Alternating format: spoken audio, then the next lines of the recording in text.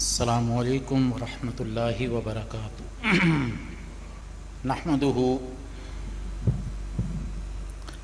ونصلی ونسلم علی رسولہ الکریم اما بعد فاعوذ باللہ من الشیطان الرجیم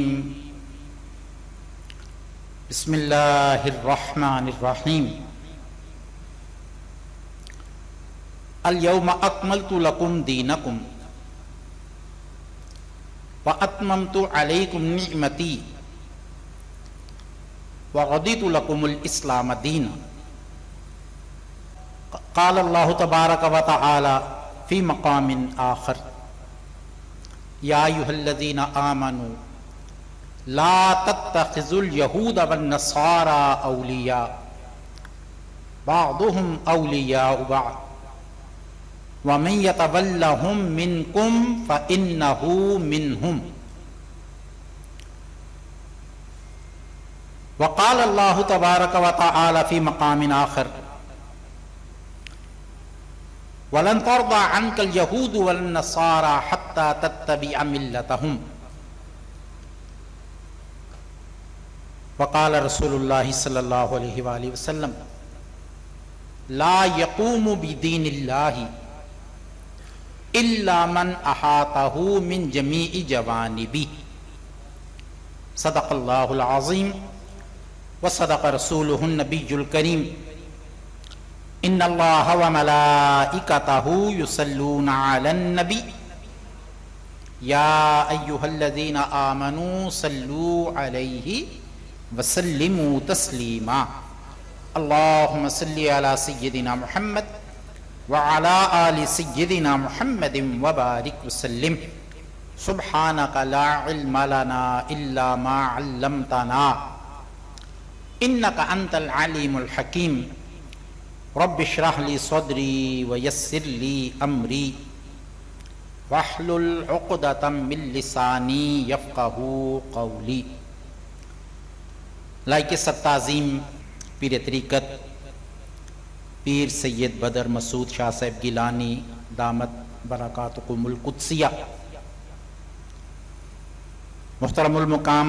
پیر کرنل الطاف محمود ہاشمی صاحب، عزتوں کے لائق پروفیسر ڈاکٹر ہمایوں عباس شمس صاحب، لائق ستعظیم ڈاکٹر حافظ محمد شکیل احمد طاہر صاحب، جمیع حاضرین ذی وقار،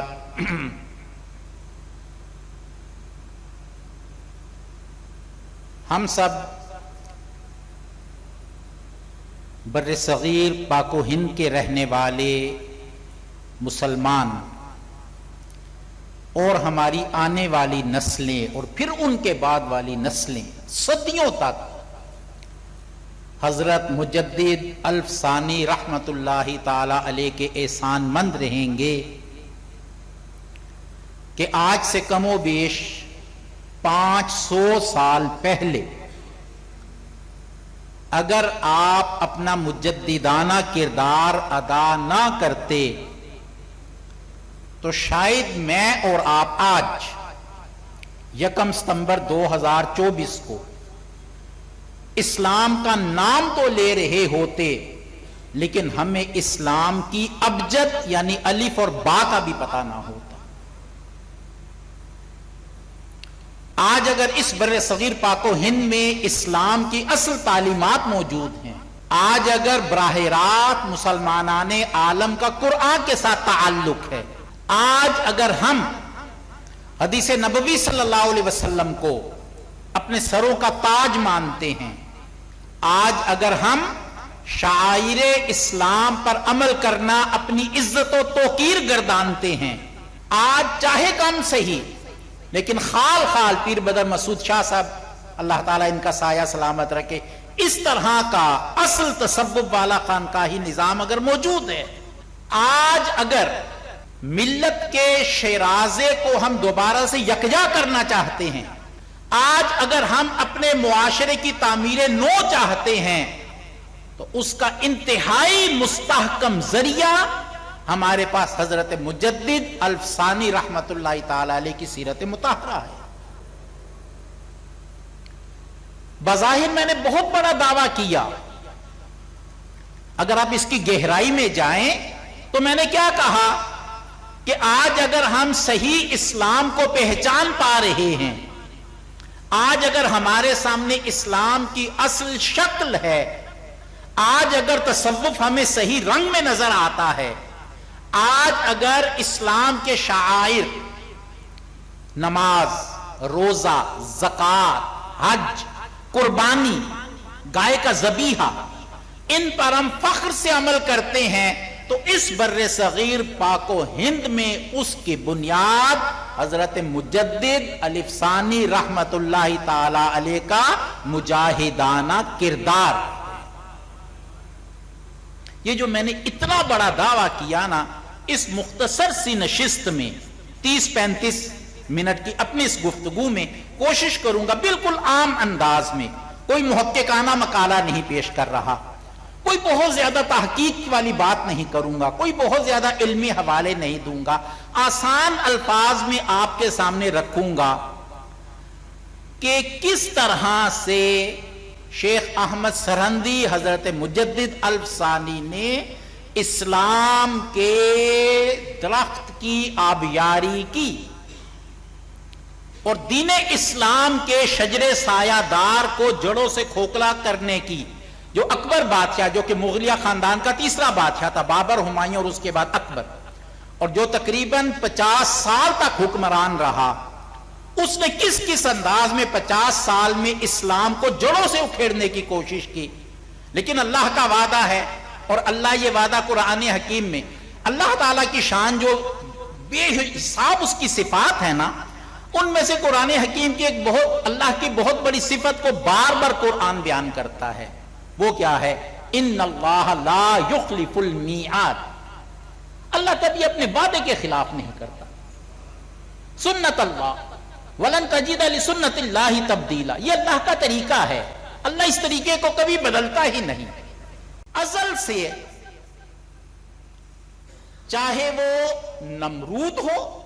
فرعون ہو، قارون ہو، ابو جہل ہو یا اکبر ہو، اللہ رب العزت کی سنت ہے کہ وہ نمرود کے مقابلے میں ابراہیم علیہ السلام کو پیدا فرماتا ہے، فرعون اور قارون کے مقابلے میں حضرت موسیٰ علیہ السلام کو پیدا فرماتا ہے، ابو جہل، ابو لہب، عتبہ، شیبہ کے مقابلے میں کائنات کے سردار حضرت محمد مصطفیٰ صلی اللہ علیہ وسلم کی بعثت مبارکہ ہوئی۔ اور اسی تسلسل میں اللہ کی جو سنت ہے، چونکہ دین تو اللہ کا ہے نا، دین تو اللہ کا ہے، اللہ نے اپنے دین کو سلامت رکھنا ہے، اور جب وہ فرماتا ہے کہ اللہ اپنے وعدوں کے خلاف نہیں کرتا، اور پارہ نمبر 4 میں سورہ آل عمران کی آخری آیات میں بہت پیاری دعائیں ہیں، ان میں سے 2 دعائیں، اور میں نے جہاں پڑھا کہ حضرت ابوبکر صدیق رضی اللہ تعالی عنہ کی دعاؤں میں یہ شامل تھا، ربنا فاغفر لنا ذنوبنا وکفر عنا سیئاتنا وتوفنا مع الابرار ربنا وآتنا ما وعدتنا على رسلك ولا تخزنا یوم القیامہ انک لا تخلف المیعاد، کہ اللہ تو اپنے وعدوں کے خلاف نہیں کرتا، وَمَنْ أَوْفَى بِعَهْدِهِ مِنَ اللَّهِ، پارہ نمبر 11 میں فرماتا ہے اللہ سے بڑھ کے کون اپنے وعدوں کو پورا کرنے والا؟ تو اللہ جب تیرا وعدہ ہے تو ایک سے زائد بار فرما رہا ہے، وَالَّذِي أَرْسَلَ رَسُولَهُ بِالْهُدَى وَدِينِ الْحَقِّ لِيُظْهِرَهُ عَلَى الدِّينِ كُلِّهِ وَلَوْ كَرِهَ الْمُشْرِكُونَ، کہ وہی اللہ ہے جس نے اپنے رسول محتشم صلی اللہ علیہ وسلم کو دین کے ساتھ، حق کے ساتھ مبعوث فرمایا، کیوں؟ تاکہ یہ دین اسلام تمام جھوٹے ادیان کے اوپر غالب آ جائے، اور دین اسلام کا یہ غلبہ کفار کو کتنا ہی برا کیوں نہ لگے، لیکن اللہ کی یہ سنت ہے، اللہ کا وعدہ ہے، اللہ اپنے دین کو غالب کر کے رہے گا، اور اللہ تعالیٰ نے عملی طور پہ دکھایا۔ کہاں تاجدار انبیاء صلی اللہ علیہ وآلہ وسلم کے حیات مقدسہ کا بعثت کا آغاز 3 سال تو تھے خفیہ تبلیغ کے، پھر جب اعلانیہ تبلیغ کا آغاز ہوا تو 10 سال مکۃ المکرمہ کے کس شدید مصیبت، آزمائش، تکلیف کے تھے کہ آقا علیہ الصلوۃ والسلام کی چچی، وہ بدبخت عورت ملعونہ، وہ لمبے لمبے کانٹوں والی لے کر آتی جنگل جا کر، اور جہاں سے آقا علیہ الصلوۃ والسلام نے تہجد کے لیے تشریف لانا ہوتا تھا نا، حرم پاک اس راستے میں بچھا دیتی۔ آقا علیہ الصلوۃ والسلام گزرتے اور ابو لہب پیچھے چیخیں مارتا، چلا چلا کر کہتا لوگوں یہ پاگل ہے، نعوذ باللہ من ذالک، یہ شاعر ہے، یہ دیوانہ ہے۔ آقا علیہ الصلوۃ والسلام سجدے میں جاتے، 3 دن کی پڑی ہوئی اوج آپ کے یہاں سر انور پہ رکھ دی جاتی۔ آقا علیہ الصلوۃ والسلام اپنے صحابہ اور اپنے بنو ہاشم کے ساتھ 3 سال شیب ابی طالب میں رہے، حتیٰ کہ جب 13واں سال آیا ہے نبوت کا تو اللہ کے حکم سے آقا علیہ الصلوۃ والسلام مکہ کو چھوڑ کے مدینہ تشریف لے جاتے ہیں۔ پھر غزوہ بدر دیکھیے 313 اور 1000، غزوہ احد 700 اور 3000، اور غزوہ خندق 10,000 کا لشکر آ گیا جسے قرآن احزاب کا نام دیتا ہے۔ اتنے نامساعد حالات،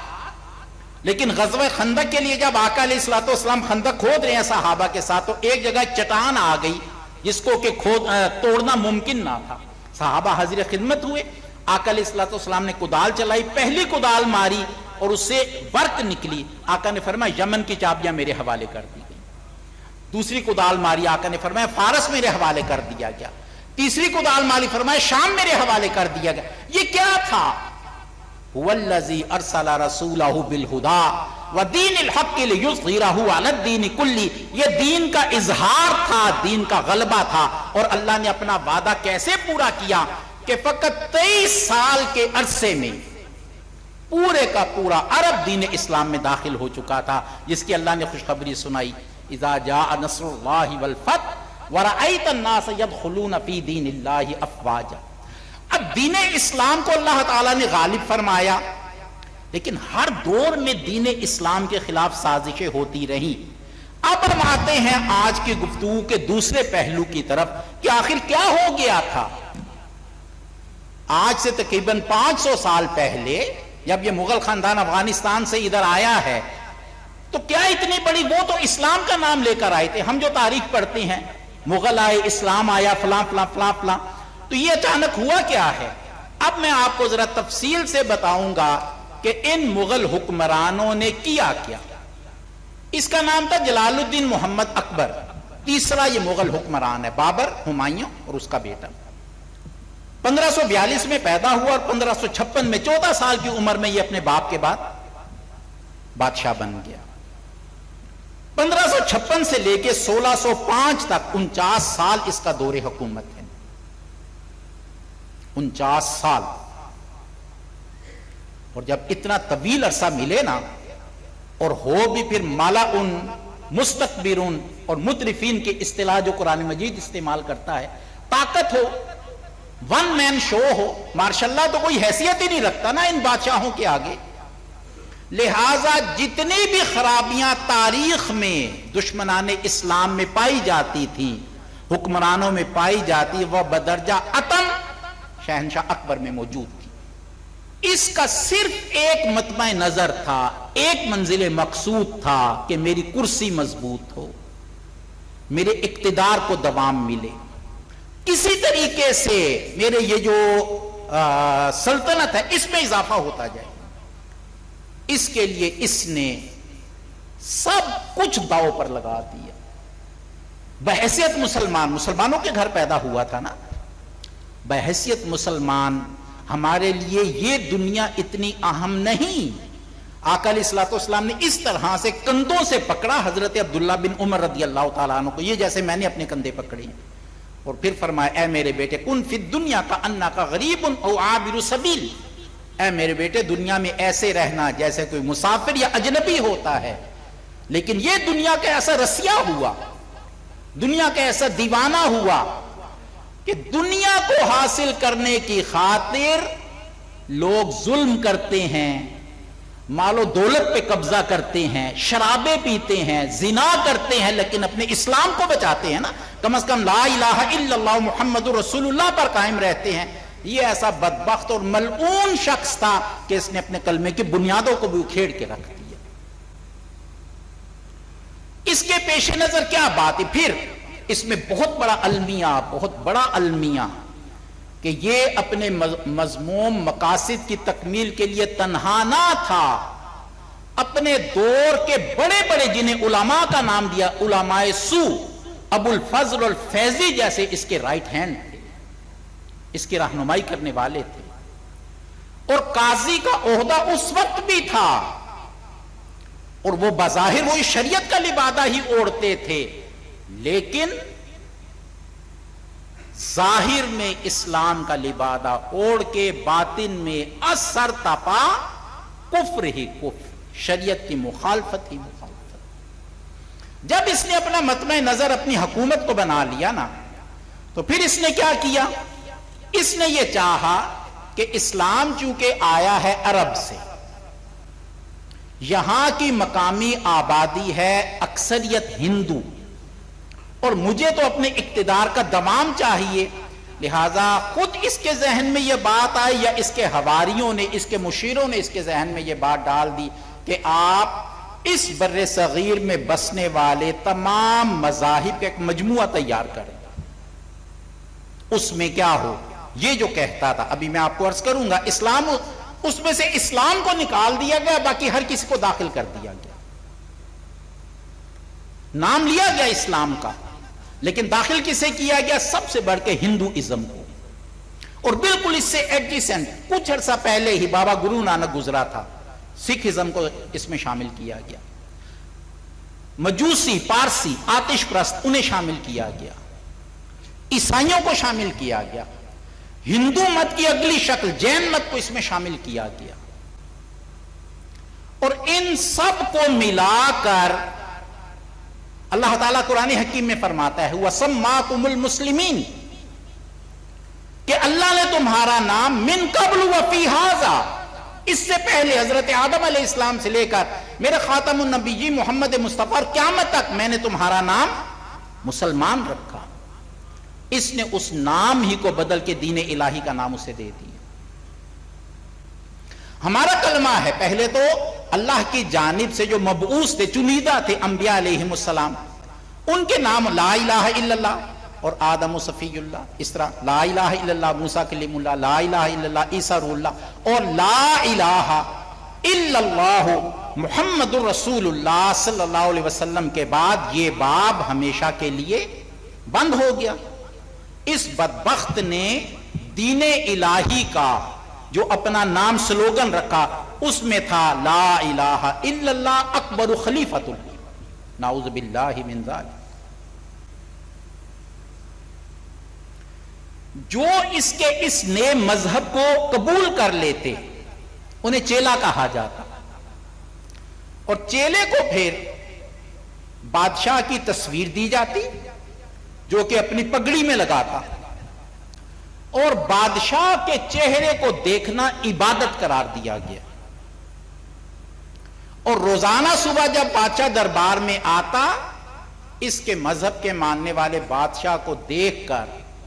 ہماری صبح کا آغاز بھی حمدللہ کیسے ہوتا ہے؟ اللہ کی بارگاہ میں سجدہ سے، اور اس ملعون نے جو مذہب نیا بنایا اس میں اللہ کے بجائے اس بادشاہ کو سجدہ کیا جاتا تھا۔ خرافات کا یہ عالم تھا کہ اس کے دور میں بہائی نظریہ وہ پروان چڑھا، کیونکہ اسلام کو آقا علیہ الصلوۃ والسلام کی تشریف آوری کو 1000 سال گزر چکے تھے، اور علماء سو نے اس کے ذہن میں یہ بات ڈال دی کہ چونکہ دین اسلام آقا علیہ الصلوۃ والسلام کی بعثت مبارکہ کو 1000 سال گزر چکے، اور اسلام آیا تھا عرب میں، اور عرب کو وہ کہتے تھے بدو لوگ، ٹھیک ہے، وہ کہتے تھے کہ آج کے جدید ہماری تہذیب کے ساتھ، تمدن کے ساتھ، معاشرت کے ساتھ یہ مطابقت نہیں رکھتے، لہذا 1000 سال گزرنے کے بعد نئے مذہب کی ضرورت ہے۔ اسی کا نتیجہ یہ نکلا کہ وہ ساری کی ساری باتیں جب ہم قرآن حکیم کا مطالعہ کرتے ہیں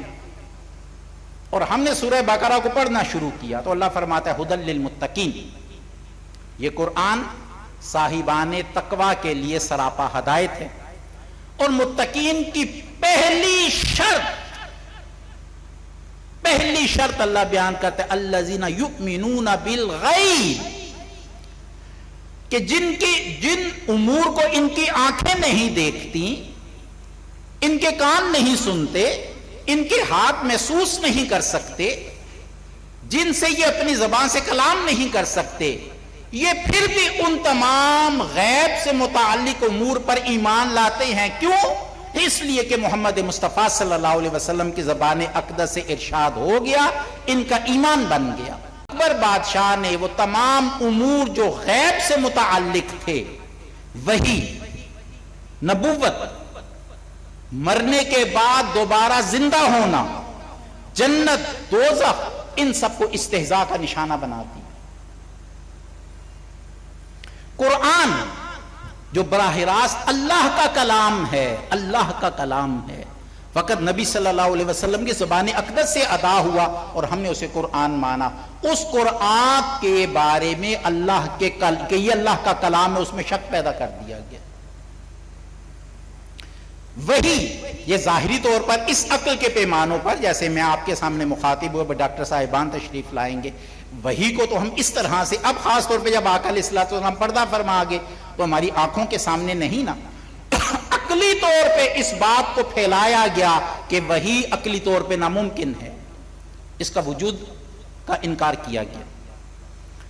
مرنے کے بعد قبر کا حساب کتاب، پھر اگلے مراحل، ان سب کو غیر یقینی ثابت کیا گیا۔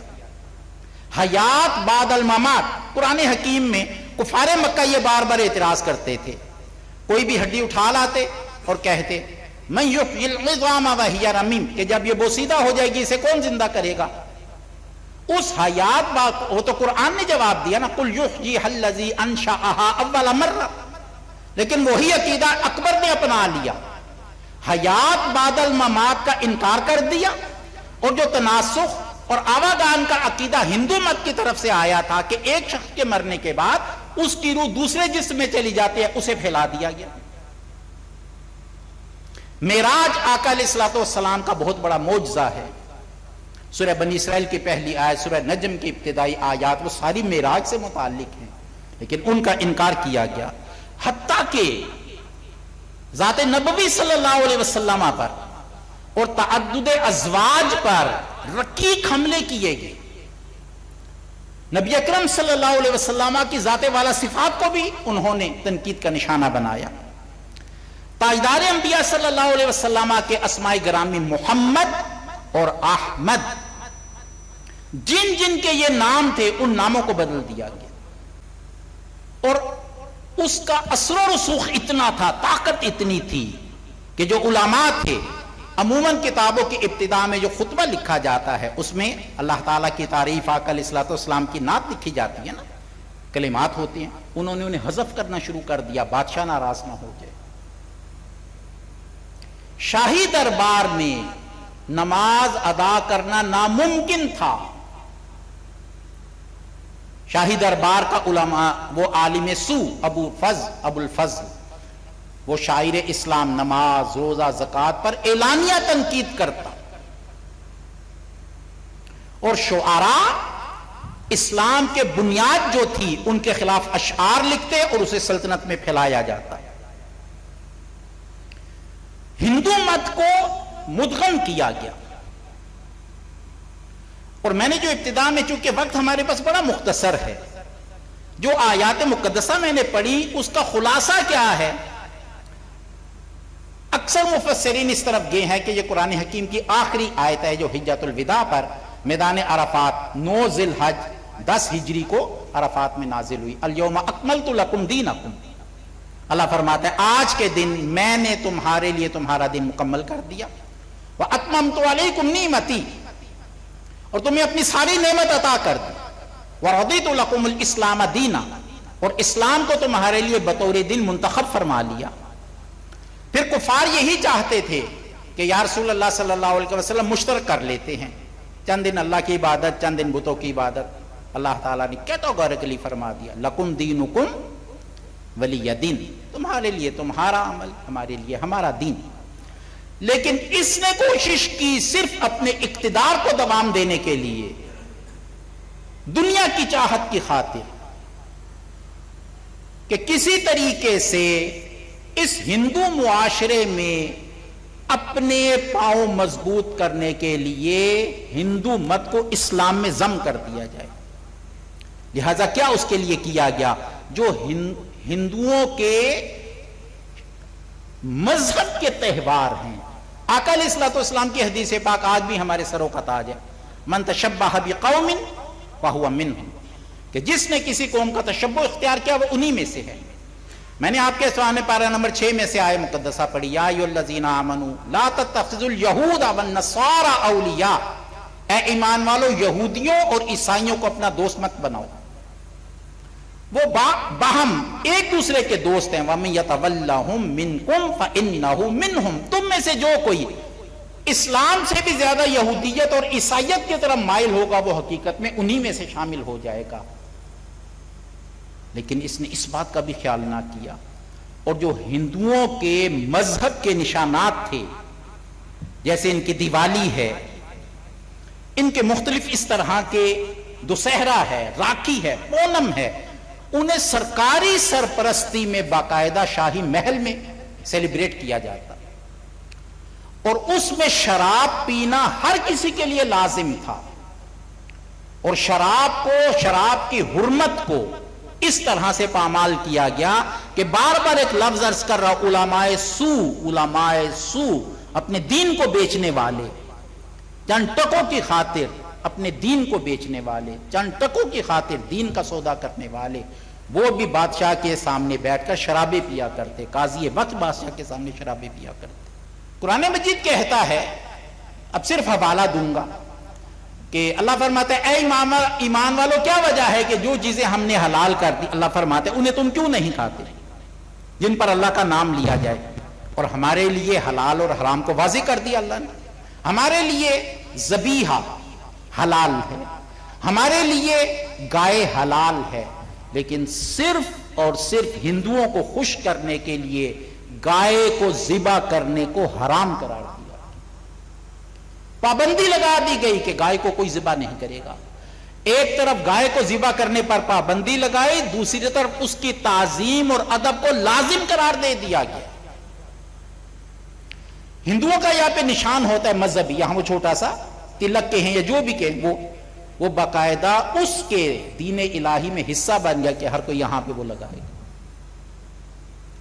اکبر بادشاہ نے ہندو مت سے سب سے زیادہ لیا، اور اسی کے ساتھ جو پارسی مذہب تھا اس سے کیا اخذ کیا کہ اس کے محل میں ہر وقت آگ کا الاؤ جلتا رہتا تھا، اور جب چراغ روشن کیے جاتے تو لازم تھا کہ چراغ روشن کرتے کرتے جو شخص وہاں موجود ہے وہ تعظیماً کھڑا ہو جائے گا۔ سورج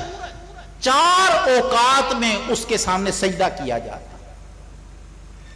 اور جب سورج کا نام آتا، آفتاب کا نام آتا، جلت قدرتہ کا تعظیمی نام اس کے ساتھ لیا جاتا۔ شہنشاہ اکبر کے دور میں ہم باہم ایک دوسرے کو ملے۔ ایک صحابی کہتے ہیں کہ جب نبی دو جہاں صلی اللہ علیہ وسلم مدینہ منورہ تشریف لائے تو میں نے جو سب سے پہلے آپ کا کلام سنا وہ یہ تھا، آقا علیہ الصلوۃ والسلام نے فرمایا، لوگو باہم سلام کو عام کرو، ایک دوسرے کو کھانا کھلاؤ، صلہ رحمی اختیار کرو، اور اس وقت نماز ادا کرو جب لوگ سو رہے ہیں۔ 4 چیزیں بیان فرمائیں، باہم سلام کرنا، اور سلام کے الفاظ ہمارے کیا ہیں؟ السلام علیکم، اس سے بہتر السلام علیکم ورحمۃ اللہ، اور سب سے بہتر السلام علیکم ورحمۃ اللہ وبرکاتہ، اور انہی کلمات کا وعلیکم السلام، اور یہ اس طرح سے سلام۔ اس کے بعد کھانا کھلانا، تیسرا صلہ رحمی، رشتہ داروں کے حقوق ادا کرنا، اور چوتھا تہجد کی نماز۔ وہ صحابی بیان کرتے ہیں کہ آقا علیہ الصلوۃ والسلام نے یہ 4 چیزیں بیان کی اور فرمایا تدخلون الجنۃ بالسلام، یہ 4 اعمال اختیار کر لو، جنت میں سلامتی کے ساتھ داخل ہو جاؤ۔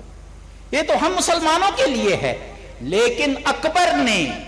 اسلام کو اس طرح سے اپنے مذہب میں سے خارج کیا کہ اس کے ماننے والے جب باہم ملتے تو السلام علیکم نہیں کہتے تھے، بلکہ وہ اس لیے کہ اکبر اس کا نام جلال الدین تھا اور اکبر اس کا لقب تھا، لہذا پہلا اس کا ملنے والا اللہ اکبر کہتا اور جواب میں جل جلالہ کہتا۔ اس عیسائیوں کی طرف سے کیا لیا گیا؟ ان کا ناقوس اور گھنٹا اور ان کے ثالث و ثلاثہ کا عقیدہ۔ چونکہ اکبر طاقت میں تھا اور جو دنیا دار علماء تھے وہ اس کے ساتھ شامل ہو چکے تھے، جو تصوف کی رہی صحیح شکل باقی تھی وہ اسلام کی اصل روح کو کھو چکی تھی، اس میں بدعات آ چکی تھی۔ ایسے میں چیدہ چیدہ گھرانے تھے کہ جہاں پہ اسلام اپنی اصل شکل اور اصل روح کے ساتھ موجود تھا، اور ان گھرانوں میں سے ایک گھرانہ شیخ عبد الاحد فاروقی رحمت اللہ تعالی علیہ کا تھا۔ دین اسلام کی حفاظت کے لیے اللہ رب العزت نے شیخ عبد الاحد فاروقی کو جو بیٹا عطا کیا، تاریخ اس کو شیخ احمد سرہندی مجدد الف ثانی رحمت اللہ تعالی علیہ کے نام سے جانتی ہے۔ 17 سال کی عمر میں تمام علوم پر دسترس حاصل کر لی تھی۔ روحانی سلسلے کے لیے گئے حضرت باقی باللہ رحمت اللہ تعالی علیہ کے پاس، نقشبندی سلسلے کے لیے، اور پہلی ہی ملاقات جب اپنے شیخ طریقت سے ہوئی ہے تو حضرت باقی باللہ رحمت اللہ تعالی علیہ نے اپنے ایک جاننے والے کو پھر ایک خط لکھا، اور اس میں لکھا کیا؟ سرہند سے شیخ احمد نامی ایک میرا مرید میرے پاس آیا ہے کہ جس کے چہرے سے بہت زیادہ نورانیت ٹپکتی ہے، اور میں دیکھ رہا ہوں کہ اللہ اسے آنے والے دور میں روشن چراغ بنائے گا۔ حضرت شیخ احمد سرہندی مجدد الف ثانی نے کیا کیا؟ دین کی اس روح کو تھاما جس میں لکم دینکم ولی دین تھا، جس میں الیوم اکملت لکم دینکم تھا، جس میں اسلام اپنی ایک شناخت رکھتا تھا، اپنا تعارف رکھتا ہے، جس میں اسلام کی اپنی پہچان ہے، جس اسلام کو اپنے وجود کے بقا کی خاطر کسی کے ساتھ مدغم ہونے کی ضرورت نہیں، جو اسلام ملغوبہ نہیں ہے عیسائیت کا، یہودیت کا، ہندو مت کا، جین مت کا، سکھ مت کا، وہ اسلام کے جس کے بارے میں آقا علیہ الصلوۃ والسلام 1400 سال پہلے فرما گئے تھے، من تشبہ بقوم فہو منہم، کہ جس نے کسی کے ساتھ تشبہ اختیار کیا وہ انہی میں سے ہوگا۔ لہذا حضرت مجدد الف ثانی نے دین کی اصل صورت کو عامت الناس میں پھیلایا اپنے مکتوبات کے ذریعے، اپنی تعلیمات کے ذریعے۔ اور دین، سچی بات ہے کہ دین کے جو ہمارا اساس ہے نا، جو کتابی شکل میں ہے، لٹریچر کی شکل میں ہے، بلا شبہ یہ بنیاد ہے، لیکن اس میں اثر انسان کے اپنے کردار سے پیدا ہوتا ہے، اس میں اصل تاثیر انسان کے باطن سے پھوٹتی ہے۔ حضرت مجدد الف ثانی رحمت اللہ تعالی علیہ کا اپنا کردار ایسا مثالی تھا، قول و فعل میں ایسی یکسانیت تھی، آپ ایسے شب زندہ دار تھے، اور وہ دن کا مجاہدانہ کردار رکھتے تھے کہ اللہ تعالیٰ نے آپ کی گفتگو اور آپ کے قلم میں ایسی تاثیر پیدا کی کہ فقط وہی دربار ہے کہ جس میں اکبر بادشاہ بیٹھتا تھا، اور اس کے جہنم رسید ہونے کے بعد اس کا بیٹا آیا جہانگیر، اپنی گفتگو بالکل آخری چند جملے، اور ہمیشہ علماء سو، دین کو بیچنے والے، حق پر چلنے والوں کے خلاف ہوتے ہیں۔ یہی بات حضرت مجدد الف ثانی کے بارے میں بھی ہوئی۔ جو بادشاہ کے قریب تھے نا، انہوں نے بادشاہ کے کان بھرنے شروع کر دیے، تو آپ کا باغی ہے۔ جہانگیر تھا، وہ کہے گی یہ کیا بات ہے اس میں؟ ہاں جی، آپ انہیں بلا کر دیکھیے اپنے دربار میں۔ فرض کیا کہ اگر یوں سمجھیے کہ یہاں پہ جہانگیر کا تخت لگا ہوا ہے، حضرت مجدد الفسانی رحمۃ اللہ تعالیٰ علیہ نے وہاں سے تشریف لانا ہے، جو آ رہا ہے زمین بوسی کے نام پہ سجدہ، جو آ رہا ہے زمین بوسی کے نام پہ سجدہ۔ حضرت مجدد الفسانی رحمۃ اللہ تعالیٰ علیہ آئے، کہا گیا کہ سجدہ کرو، آپ نے کہا یہ گردن تو صرف اللہ کے آگے جھکنے کے لیے پیدا ہوئی ہے، سجدہ تو اللہ کے سوا کسی کو نہیں ہو سکتا۔ کہا کیسی بات کر رہے ہیں وہ، بادشاہ کو اور سجدے کا انکار؟ بادشاہ کو سجدے کا انکار کا مطلب تھا اسی وقت حکم ہوگا، اشارہ ہوگا اور جلدات گردن کو جدا کر دے گا تن سے، لیکن جب تک یہ فاروقی کردار نہ ہو، اسلام یہ شبیری کردار نہ ہو، اسلام کا احیاء ممکن ہی نہیں ہے۔ اس کے بارے میں اقبال نے کہا تھا، گردن نہ جھکی جس کی جہانگیر کے آگے، جس کے نفس گرم سے ہے گرمی احرار، وہ ہند میں سرمایہ ملت کا نگہباں، اللہ نے بر وقت کیا جس کو خبردار۔ گردن نہ جھکائی، منتظر تھے کہ یہ اشارہ کرے میری گردن کٹ جائے، شہادت پا لوں، لیکن دنیا دار کے آگے سجدہ نہیں ہوگا۔ اس نے رعایا کے ڈر سے قتل کا تو حکم نہ دیا، لیکن گوالیار کے قلعے میں 2 سال کے لیے بند کر دیا۔ اب یہاں پہ وہ جو اللہ فرماتا ہے ان اللہ لا یخلف المیعاد، دل تو اللہ کے اختیار میں ہے نا، اللہ تو صرف انسان کی کوشش کو دیکھتا ہے، اثر اس نے پیدا کرنا ہے۔ جو جہانگیر قتل کا ارادہ رکھتا تھا، جس جہانگیر نے 2 سال کے لیے گوالیار کے قلعے میں بند کر دیا، جیل میں ڈال دیا، وہی جہانگیر آپ کا عقیدت مند اور مرید بن کے اپنے بیٹے کو آپ کی خدمت میں تربیت کے لیے پیش کر دیا، اور پھر آپ کے مکتوبات، آپ کی ذات، تصوف کی اصل شکل کے ذریعے وہ اسلام کا احیاء ہوا کہ آج ہمارے سامنے 500 سال کے بعد بھی دین اصل شکل میں موجود ہے۔ اور ابھی تو 500 سال گزرے ہیں، اگلے 500 سال مزید مجدد الفسانی 1000 سال کے لیے دین کی تجدید کرنے والے۔ اللہ رب العزت ہم سب کو حضرت مجدد الفسانی رحمت اللہ تعالی علیہ کی ذات کے ساتھ وہ والہانہ عقیدت عطا فرمائے کہ ان کے مجاہدانہ کردار کا ایک رمق ہمیں بھی نصیب ہو جائے، سنت کے ساتھ محبت کی ایک شمع ہمیں بھی نصیب ہو جائے، توحید، خالص توحید، اس کا ایک ذرہ ہمیں بھی نصیب ہو جائے، اور اللہ دنیا میں ان کی محبت پہ قائم رکھے، اور قیامت میں انہی کے جھنڈے کے نیچے ہم سب کو اٹھائے۔ وَمَا عَلَيْنَا إِلَّا الْبَلَاغُ الْمُبِينُ۔